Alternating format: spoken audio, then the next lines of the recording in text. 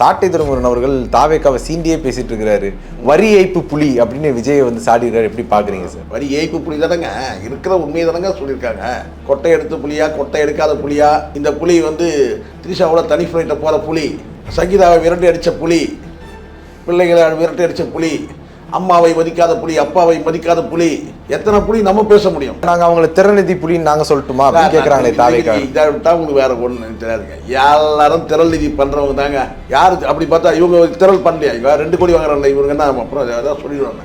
இவங்க 2 கோடி வாங்குறானுங்கல்ல, அது திரள் நிதி இல்லையா? சாட்டை துரைமுருகனை வந்து நீங்கள் லெஃப்ட் பார்ட்டி வந்து வார்ன் பண்ணுறது, சாட்டை துரைமுருகா அதெல்லாம் வந்து புரியுதுங்களா? அவன் தில்லாம் வந்து உங்கள் இடத்துல போடுறான், தேனி மாவட்டத்துக்கு நீ வந்து பாருன்னா வந்து அங்கே மீட்டிங்கே போடுறான். இப்போ சட்டசபையில் வந்து காமராஜரோடைய படம், முத்துராமலிங்க தேவருடைய படமெல்லாம் இருந்தது. அந்த இடத்துல வந்து லெஃப்ட் பார்ட்டி படம், லயலாமணி படமெல்லாம் வைக்க முடியுமா அப்படின்னு துரைமுருகன் அவர்கள் கேட்குறாரு. சரி, அந்த அந்த இடத்துல நீங்களே இந்த இடத்துல அவங்க படம்லாம் இடம்பெறக்கூடாதா? கிடையாது சார். சார் காமராஜர் யாரு, லெஃப்ட் பார்ட்டி யாரு? காமராஜர் வந்து கர்ம வீரர் சார், இவன் காகிதம் பொறுக்கி சார். பெரிய ரவுடிலாம் ஒன்றும் கிடையாது. பல கொலைகள் பண்ணிட்டு எத்தனை ஒரு 500 கொலை பண்ணியிருப்பாரு. நான் கேட்குறேன், வேற பாருங்க லெஃப்ட் பார்ட்டி. அதே லெஃப்ட் பார்ட்டி.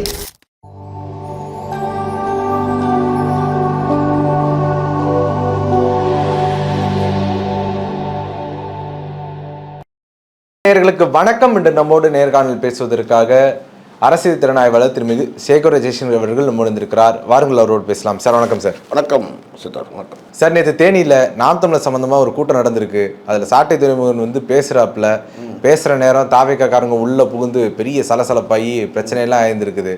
சாட்டை துரைமுருகன் அவர்கள் தாவேக்காவை சீண்டியே பேசிட்டு இருக்கிறாரு. வரி ஏய்ப்பு புலி அப்படின்னு விஜய் வந்து சாடிடுறாரு. எப்படி பார்க்குறீங்க சார்? என்ன வரி புலின்னு சொல்லணுமா? வரி ஏய்ப்பு புலி தானங்க, இருக்கிற உண்மையை தானங்க சொல்லியிருக்காங்க. கொட்டை எடுத்து புலியா, கொட்டை எடுக்காத புலியா? புலியில் எத்தனை புலி இருக்குது தெரியல. அதனால் வந்து இப்போ என்ன டிஆர் மாதிரியாக பேச முடியும்? அங்கே வந்து நாம் பேசினா வேறு லெவலில் பேசுவோம். இந்த புலி வந்து திரிஷாவோட தனி ஃப்ளைட்டை போகிற புலி, சங்கீதாவை விரட்டி அடித்த புலி, பிள்ளைகளை விரட்டி அடித்த புலி, அம்மாவை மதிக்காத புலி, அப்பாவை மதிக்காத புலி, எத்தனை புலி நம்ம பேச முடியும்? சரிங்களா? எல்லாருமே டிஆர் மாதிரி பேசுவாங்கன்னு நினச்சிங்கன்னா எப்படி சார்? அதனால் வரி ஏய்ப்பு புலின்றது உண்மை தானே. நாங்கள் அவங்களை திறநிதி புலின்னு நாங்கள் சொல்லட்டுமா அப்படின்னு கேட்குறாங்களே தாவேக்கா. இதை விட்டா உங்களுக்கு வேற ஒன்று தெரியாதுங்க. எல்லாரும் திரள் நிதி பண்ணுறவங்க தாங்க. யாரு அப்படி பார்த்தா இவங்க திரள் பண்ணலையா? இவங்க 2 கோடி வாங்குறாங்க, இவங்க என்ன அப்புறம் அதான் சொல்லிடுவாங்க. இவங்க 2 கோடி வாங்குறானுங்கல்ல, அது திரள் நிதி இல்லையா? சொல்லுங்க. 2 கோடி ஒரு எம்எல்ஏ சீட்டுக்கு 2 கோடி வாங்குறானுங்க, அது திரள் நிதி இல்லையா? அப்போ இதுதான் உங்களுக்கு பார்வை. என்ன சொல்ல முடியும் உங்களால? உடனே திரள் நிதி. அது மட்டுமா? சாட்டை வீட்டுக்கு எதுக்கு என்ன சோதனை போச்சு? இது பாருங்க, சொன்ன சோதனை போய் என்ன அவர் தூக்கி இதுல போட்டாங்களா? இல்ல என்ன சொன்னாங்க என்ன சொன்னாங்க அவங்க வந்துட்டு புலம்பெயர் தமிழர்களும் போராளிகளோடையும் தொடர்பு வச்சுக்கிட்டு அவங்ககிட்ட காசு சொல்லியிருக்காங்க. கடைசியா என்ன நடந்தது? சிறையில் தூக்கி போட்டாங்களா? விசாரணை எல்லாரும் பேரும் வருங்க. உங்களுக்கு கூட ஒரு 4 ஃபாரின் கால் வந்து வச்சுங்களேன். 4 ஃபாரின் கால் வச்சுன்னா அந்த கால் யாருடைய கால்? வெளிநாட்டுல இருந்து கால் வரதுல சிக்கல் இருக்கு. அது யாருடைய கால், அவன் எப்படிப்பட்டவன், இப்படி தொடர்பு எடுக்கும்போது சில விசாரணைகள்லாம் நடக்கும். நாம் என்ன கான்வர்சேஷன், நம்ம என்ன பேசணும், இதெல்லாம் இருக்குது. வெளிநாட்டு வாழ் தமிழர்கள் கூட கிட்ட நம்ம தொடர்பில் இருக்கிறோன்னு சொன்னால் அவங்க யாராவது வந்து ஏதாவது வந்து அவங்களோட தொடர்பு என்னன்னு பார்த்து அவங்களுக்கு தப்பான தொடர்பு இருந்ததுன்னா அந்த தொடர்பு அடிப்படையில் நம்மக்கிட்டே விசாரணை நடக்கும். இதெல்லாம் இயல்புங்க. வெளிநாட்டிலேருந்து அதுக்காக வெளிநாட்டு பேச முடியுமா? பேசாமல் இருந்துட முடியுமா? அவங்க பேசினாங்கன்னா நம்ம என்ன பேசுகிறது தான் முக்கியம். அங்கே குற்றம் இருந்தால் அதுக்கு நடவடிக்கை உண்டு, அதை நம்ம அனுபவிச்சு தான் தெரியணும். நல்லா புரிஞ்சுங்க. அதனால் இதெல்லாம் வந்து நாம் நல்லா புரிஞ்சுக்கணும். நாம் தமிழர் வந்து கிட்டத்தட்ட 16 வருஷம் அவங்க களத்தில் இருக்கிறாங்க. சரிங்களா? 4 தேர்தலை சந்திச்சிருக்கிறாங்க. நீங்கள் இன்னும் தேர்தலே சந்திக்கவே இல்லை. நீங்கள் அதுக்குள்ளே நீங்கள் சரி 2வது நீங்கள் இன்னொன்று சொல்கிறீங்க என்னன்னு கேட்டால், நாம் தமிழர் வந்து சாட்டை துரைமுருகன் வந்து மீடியாவில் சாடுறாருன்னு நீங்கள் சொல்கிறீங்கல்ல. இப்போ நான் உங்கள்கிட்ட கேட்குறேன், ஏன் நீங்களாம் யாருமே சாடுறதே இல்லையா? நாஞ்சில் சம்பத்து நேற்று முந்தா நாள் பேசுன்னு எடுத்து பாருங்க சார். சீமான் குறித்து, ஆமாம், சீமான் குறித்து என்ன பேசுகிறான்னு பாருங்க. ஸோ இதெல்லாம் வந்து போகிற போக்கில் நீங்கள் வந்து சொல்லிட்டு போயிடலாம். சாட்டை துரைமுருகன் தான் வந்து மீடியாவில் அசிங்கமாக பேசுகிறாரா இவங்கள? அதை விட அசிங்கமாக எதுவும் பேசின மாதிரி தெரியல சமீபத்தில். உங்களை புலின்னு சொன்னாலும் வரி ஏய்ப்பு புலின்றாரு. என்ன இப்போ உண்மைதானே அது? அதுக்கு எதனா பதில் சொல்றீங்களா நீங்க? இப்போ ஆதவத்தி நான் பேசினாங்க, யாராவது ஒருத்தர் கேள்வி கேட்டாங்களா? கேட்டுக்கணும்ல. எல்லாரும் தானே கேள்வி கேட்கறாங்க. அவர் மறிச்சு பதில் சொல்ல அந்த கேள்வி கேட்கல சார் யாருமே. இந்த மாதிரி வரி ஏய்ப்பு பண்ணீங்க, உங்களுக்கு இந்த மாதிரி ஒரு தீர்ப்பு வந்திருக்குன்னு சொல்லி அது கேட்கணும்ல. நீங்க எப்படி ஊழல் ஒழிச்சுவீங்கன்னு கேட்கணும்ல. அங்க யாராவது கேட்டாங்களா? நான் தான் கேட்டிருப்பேன். சரி, அவங்க ஏன் கேட்கலன்னு அவங்களுக்கு ஏதாவது ஐடியா? அது இவங்க கூப்பிடுறது தானே சார். இந்த கேள்விலாம் கேட்காதீங்க, இந்த கேள்வி கேட்காதீங்க. இவங்க கூப்பிடுற மீடியா தானே. இவங்க கூப்பிடுற மீடியா வந்து என்ன செய்வான்? ஆனால் இருந்தாலும் அவங்க அடிச்சுல கேள்வி கேட்குறாங்க. யார் அடிச்சுகள்? இந்த கேள்வி ஏன் கேட்கலன்னு கேட்குறேன். நீங்கள் ஊழலை ஒழிப்புன்னு சொன்னார் உங்கள் தலைவர். ஆனால் இப்போ நீங்கள் வந்து வரி ஏய்ப்பு பண்ணியிருக்கிறீங்கன்னு சொல்லி ஒரு ஜட்ஜ்மெண்ட்டே வந்திருக்கு. இதை நீங்கள் மேல்முறையீடு பண்ணால் கூட இதுக்கு உங்கள் பதில் என்ன கேட்டால் என்ன சொல்லுவீங்க? கோர்ட்டில் இருக்குது, நீங்கள் நீதிமன்றத்தில் இருக்குது, நாங்கள் சம்மந்தம் பேச வேண்டியதில்லை அப்படின்னு தான் சொல்லுவீங்க. அப்படி பார்த்தா நீதிமன்றத்தில் எல்லாமே தான் இருக்குது. கரூர் மேட்டர் கூட நீதிமன்றத்தில் இருக்குது. ஏங்க அதை பற்றி பேசுகிறீங்க? அதையும் தான் பேசக்கூடாது. அதனால் வந்து முன்னாள் அமைச்சர்லாம் நீங்கள் சர்வசாதாரணமாக பேசுகிறீங்க. அதுக்காக உங்களுக்கு என்ன அதிகாரம் இருக்குது? ஆனால் உங்கள் தலைவர் மட்டும் யாரும் பேசக்கூடாது இல்லையா? அதெல்லாம் வந்து நான் தான் சொல்கிறேன்ல சார், இந்த சம்பவம் பொறுத்த வரைக்கும், கரூர் சம்பவத்தை பொறுத்த வரைக்கும் நீதி நேர்மையாக விசாரணை நடத்தப்பட்டால் விஜய் வந்து சிறைபிடிக்கப்படுவார், சிறையில் அடைக்கப்படுவார். ஆனால் அது எப்படி நடக்க போகுதுன்னு பார்க்க தான் போகிறோம். இப்போ ஒரு வெளிச்சம் வந்தது இல்லையா? அஜித்குமார் வந்து சரி, அப்போ விஜய் தப்பு பண்றாருன்னு சொல்றாங்கன்னா, அப்போ கரூர் விஷயத்துல காவல்துறை தப்பு பண்ணல, அதிகாரிகள் தப்பு பண்ணல அப்படின்னு எதுவுமே தப்பு பண்ணலன்னு சொல்லுவீங்க நீங்க? திருப்பி நான் சொல்ல கேட்டேன். முதல் குற்றம் யாருக்கிட்ட இருந்து ஆரம்பிக்குது அதை பாருங்க.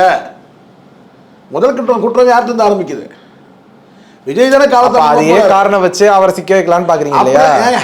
இதெல்லாம் சிக்க வைக்கிறதுக்கு முதல்ல வந்து பார்த்தா அது பொறுப்பேற்றுக்கணும்ல. தப்பு உங்ககிட்ட நடந்திருக்குல்ல, அதை பொறுப்பேற்றுக்கல. இல்லைன்னா சிக்க வைக்கிறது. நீங்க தான் சிக்கிட்டீங்கல்ல, நீங்கள் தான் சிக்கிட்டீங்கல்ல, அப்புறம் என்ன சிக்க வைக்கிறது? யார் சிக்க வைக்க போகிறாங்க? அதான் கிடையாது.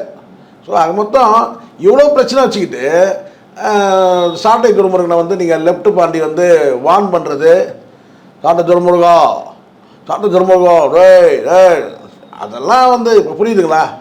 அவன் தில்லாம் வந்து உங்கள் இடத்துல ஒரு போடுறான், தேனி மாவட்டத்துக்கு நீங்கள் வந்து பாருன்னா வந்து அங்கே மீட்டிங்கே போடுறான். அப்போ நீங்கள் என்ன செய்றீங்கன்னா, ஆளுகளை கூப்பிட்டு வந்து சலசலப்பை ஏற்படுத்துறீங்க. 3 காரில் வந்து கடைசியில் காரும் உடப்பட்டு உயிர் தப்புனா போதுன்னு ஓடியும் போயிட்டு வழக்கம் வாங்கிக்கிட்டு இது தேவையா? இது இப்போ தலைமறைவாக இருக்கிறீங்க. எப்படி தலைமறைவு வெற்றி கழகம், தமிழ் வெற்றி கழகம் வழக்கமாக இவங்க தலைமறைவாக வருது. அவங்க கூட்டத்தில் போய் இவங்க போய் கத்த முடியுமா சார்? திருப்பி கேட்குறீங்கல்ல, தேர்தல் களத்தில் மிகப்பெரிய கலவரமே ஆகும். நீங்க வேணா பாருங்க. இந்த தேர்தல் வந்து கலவர தேர்தல். இது எப்படி நாம் தமிழருக்கும் தாவேக்காக்கும் கலவரம்? எல்லாருமே சொல்றேன். எது நாம் தமிழர் வந்து தமிழக வெற்றி கழகம் மட்டும் கிடையாது. எல்லாமே ஒரு 15 வருஷம் 30 தொகுதி கேளுங்க, ஒரு 30 தொகுதி வந்து வாக்குச்சீட்டு எண்ணிக்கை எண்ணப்படாமல் நிறுத்தி வைக்கப்படும். சாரி, வாக்குப்பதிவு நடக்கிறது வந்து நிறுத்தி வைக்கப்படும். ஒரு 30 தொகுதியாக நிறுத்தி வைக்கப்படும். நீங்க வேணா பாருங்க. அங்கங்க கலவரம் ஆகும். நாம் தமிழர் கட்சி வந்து ஒரு 15 வருஷமா இருக்கிற ஒரு கட்சி, இப்போ நேத்து வந்த ஒரு கட்சியோட சண்டை போடுது அப்படின்னா பாருங்க, யார் யாரோட போய் சண்டைக்கு போறாங்கன்றதான் முக்கியம். சார், நான் சாட்டை துறைமுருகன் வந்து விமர்சனம் பண்றாரு சார். எங்க விமர்சனம் பண்றாரு? மேடையில பண்றாருன்னா மேடையில பேசிட்டு போங்க, மேடையில பேசிட்டு போங்க சார். நீங்க ஒரு மேடை போடுங்க, அடுத்த வாரம் நீங்க ஒரு மேடை, அதானே உலக வழக்கம். திமுக மேலே போட்டால் அடுத்த வாரம் வந்து பார்த்தீங்கன்னா அதே இடத்துல அதிமுக மேலே போடும். அவர் என்ன போகிற வாரம் என்ன பேசினா அதுக்கெல்லாம் அவங்க கவுண்டர் கொடுப்பாங்க. இப்படி தான் சார் காலகாலமாக வந்து திமுக வந்து கட்சியை வளர்த்தாங்க. இந்த வாரம் அவங்க மீட்டிங் பண்ணால் அடுத்த வாரம் அவங்க போடுவாங்க. இப்போ தேமுதிக சார், இப்போ நாம் தமிழர் வந்து இன்றைக்கி மீட்டிங் போடுறாங்களா, அடுத்த வாரம் நீங்கள் போடுங்க. அதை விட்டுட்டு நீங்கள் கூட்டத்தில் வந்து நான் தான் பெரிய தாதா, நான் தான் லெஃப்ட்டு பாண்டிலாம் காட்டினீங்கன்னா அப்போ இதுதான் நடக்கும். கடைசியில் உங்களை ஓட விட்டாங்க. இப்போ எங்கடா இருக்கிறான்னு கேட்டால் வந்து சண்டையும் போட்டுட்டு எங்கடா போயிருக்கிறான்னு கேட்டால் அடியும் வாங்கிக்கின்னு உதயம் வாங்கிக்கின்னு எங்கடா இருக்குன்னா தலைமறைவாக இருக்கிறான். இப்போ புரியுதுங்களா? தலைமைக்கு விசுவாசத்தை காட்டுறதுக்கும் வேற வழி இருக்குது. ஆனால் தலைமைக்கு விசுவாசத்தை காட்டணுன்றதுக்காக நீங்கள் வந்து ஒரு ஸ்டண்ட்லாம் கொடுத்தீங்கன்னா இப்படி தான் நடக்கும். இப்போ சட்டசபையில் வந்து காமராஜரோடைய படம், முத்துராமலிங்க தேவருடைய படம் எல்லாம் இருந்தது. அந்த இடத்துல வந்து லெஃப்ட் பாண்டி படம், லயலாமணி படம் எல்லாம் வைக்க முடியுமா அப்படின்னு துரைமுருகன் அவர்கள் கேட்கிறாரு. சரி, அந்த அந்த இடத்துல நீங்களே அந்த இடத்துல அவங்க படம் எல்லாம் இடம்பெறக்கூடாதா சார்? சார் காமராஜர் யாரு, லெஃப்ட் பாண்டி யாரு? காமராஜர் வந்து கர்ம வீரர் சார், இவன் காகிதம் பொறுக்கி சார். நீங்களே சொல்லுங்க. சரி, உண்மையிலே இவர் யாரு? அந்த லெஃப்ட் யாரு? லயலாமணி யாரு? லயலாமணி ஒரு டீ வாங்கி கொடுத்தா இது உங்க பக்கம் பேச சார், அவருக்கும் ஒரு கேளுங்க. பூஸ்ட் வாங்கி கொடுத்தா அப்படியே உங்களை திட்டிட்டு அப்படியே வந்து மாத்தி பேசுவான். ஏது ஹார்லிக்ஸ் வாங்கி கொடுத்தா அதுக்கு வேற மாதிரி பேசுவான். உண்மை சார். அதுக்காக அவருக்கும் ஒரு அனுபவம் இருக்குதுல்ல சார். அனுபவம் பேசாதீங்க. சாட்டை துரைமுருகன் பேசுறதா 100% நான் உடன்படுறேன். கரெக்டாக தான் பேசியிருக்காரு. கர்ம வீரர் காமராஜர் எங்க, காகிதம் பொறுக்கி லெப்ட் பாண்டி எங்க? சரி, இவர் யார் உண்மையில இந்த லெஃப்ட் பாண்டி? யார் லெஃப்ட் பாண்டி? யாரும் கிடையாது. ஒரு காகிதம் பொறுக்கின்னு சொல்லிட்டா பெரிய பெரிய லெஃப்ட் பாண்டி யாரு? யார் இந்த லெஃப்ட் பாண்டி? அவர் கடந்து வந்த பாதை என்னன்னு கேட்பீங்களா? அப்புறம் இதான் சொல்லிட்டு வருவாங்க. லெஃப்ட் பாண்டினா ஒரு பொறுக்கி, அவ்வளோதான். காகிதம் பொறுக்கி. பெரிய ரவுடிலாம் ஒன்றும் கிடையாது. பல கொலைகள் பண்ணிட்டு எத்தனை ஒரு 500 கொலை பண்ணியிருப்பார் அவரு. நான் கேட்குறேன், பேரை பாருங்க, லெஃப்ட் பாண்டி. அதே லெஃப்ட் பாண்டி இப்போ புரியுதுங்களா? இது ஒரு படம் முடியாது. லெஃப்ட் பாண்டி, மாட்டு சேகர், மாட்டு ரவி, சாரப்பாம்பு, இந்த வடிவேல் ஒரு படத்தை சொல்கிறாருல்ல, எல்லாம் அனிமல்ஸ் பேராக வச்சுருக்காங்க. அதனால் லெஃப்ட் பாண்டி. ஒரு விஷயம் தானே, உடல் நல்லா புரிஞ்சுங்க சித்தார்த். நம்ம பாடி ஷேமிங் பண்ணல, நல்லா புரிஞ்சுக்கணும். பாடி ஷேமிங்கோ இல்லை உடல் ஊனத்தையோ நம்ம வந்து குறை சொல்லலை. நல்லா தானே இருக்குது கை, 2 கையும். அதனால் லெஃப்ட் பாண்டி. லெஃப்ட்னா என்ன சொல்லுவாங்க சில பேர், லெஃப்ட் ஹேண்டில் டீல் பண்ணாருங்கன்னு சொன்னால் கேர்லெஸ்ஸாக இது பண்ணுறதுங்க. லெஃப்ட்டுன்றது எதுக்கு, என்னத்துக்கு அது லெஃப்ட்டு? நான் கேட்குறேன். காகிதம் பொறுக்கும்போது லெஃப்ட்டில் பொறுக்கியா, ரைட்டில் பொறுக்காம சொல்லுங்கள். அதனால் இதெல்லாம் வந்து நான் சொல்கிறேன் பாருங்க, முழுக்க முழுக்க சாட்டை துரைமுருகன் உங்களுக்கு வீடியோவில், அதாவது கேட்டால் ஊடகத்தை சாட்டினா நீங்கள் ஊடகத்தில் பேசுங்க, மேடை போட்டு பேசுனா மேடையில் பேசுங்க. துரத்தின்னு போய் அடிக்கிற அளவுக்குலாம் நீங்கள் ஆளா? நீங்கள் ரவுடியா? நீங்கள் துரத்தின்னு போயிட்டு அடிக்கிறதுக்கு தப்பு இல்லை. அது போய் அடிச்சார், அப்படியே அடிச்சிக்கலாம். அடி வாங்கி வந்தீங்க, காரை விட்டு வெளியே வந்தனால மிதிச்சிருப்பாங்க. அங்கே கலவரத்தை உண்டாக்கக்கூடாதுல்ல. அது மாதிரி நாளைக்கு விஜயோட சேலத்தில் வந்து மாநாடு நடக்குது. அங்கே ஒரு 2 வண்டியை விட்டா உள்ளே விட்டா என்ன ஆகும்? கலைக்குன்னா கலைக்கலாம்ல. இப்போ நீங்கள் பாட்டு இந்த லெஃப்ட் பாட்டி பாட்டு இதை பண்ணி விட்டான். இப்போ வந்து சேலத்தில் வந்து விஜய் பார்த்து பயந்து நிற்கிறான். அதுதான் உண்மை. கும்பல் இருக்குதுன்றதெல்லாம் நீங்கள் காட்டக்கூடாது. இது கும்பல் இருக்குதுன்னு சொல்லி வீரத்தை காட்டினீங்கன்னா சிக்கல் அனுபவிப்பீங்க. ஆபத்தானது தெரியுமா சித்தார்த்? ஒரு 100 பேருக்கு இருக்கும்போது ஒரு தைரியம் வருதுன்னா அது ஆபத்தானது. கூட்டம் சேருதுன்னு சொல்லிட்டு நீங்கள் சீனா போட்டிங்கன்னா சிக்கி சின்னாபின்னமாகிடுங்க. மக்கள் அப்படியே திரும்பிடுவாங்க, ஓட ஓட அடிப்பாங்க. கடந்த காலத்தில் நிறைய நடந்திருக்கு. மக்களுக்காக உழைச்சவங்க வந்து பார்த்தீங்கன்னா கல்லால் அடிச்சு கொண்டாங்க. யார்? நான் சொல்கிறது வந்து இரணியன் சொல்கிறேன். வாட்டக்குடி இரணியன் தெரியல? வாட்டக்குடி இரணியன் வந்து கல்லால் அடிச்சு கொண்டாங்க. நிறைய வரலாறுகள் பேச முடியும். நான் இந்த அரசை எதிர்த்து போராடணும், இந்த அரசை எதிர்த்து போராடுறதுக்கு போதுமான நிதி தேவைன்னு சொல்லி அதுக்காக வந்து பார்த்தீங்கன்னா வந்து கொலையில் ஈடுபட்டு பொன்பரப்பில் என்ன நடந்ததுன்னு உங்களுக்கு தெரியும்.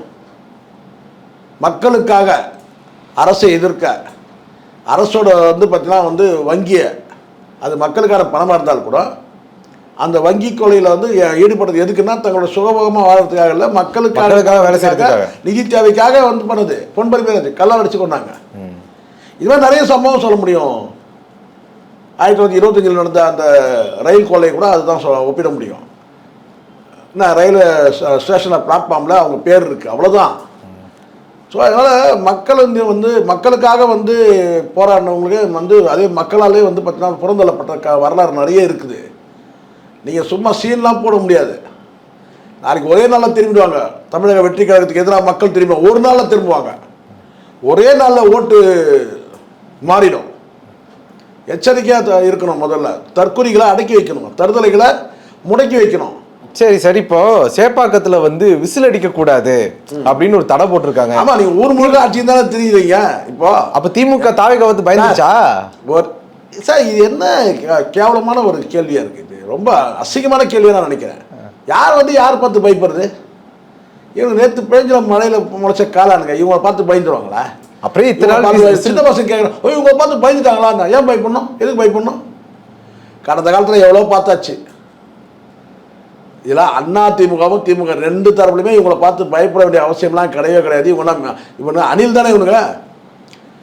இதே வேறு ஏதாவது வந்து முதல்ல சொல்லுங்கள், இல்லை வேறு ஏதாவது பெரிய அனிமல்ஸ், அதாவது வந்து சிங்கம் புலி அப்படி ஏதாவது சொல்லுங்கள், பார்த்து பயந்துட்டாங்கன்னு சொல்கிறதுக்கு. அணில் தானே அப்படி ஒரு அதட்டாலே ஓடி போயிடும், கிருகிரு ஓடி போய் மரத்தில் இருக்கும், தென்னை மரத்தில்.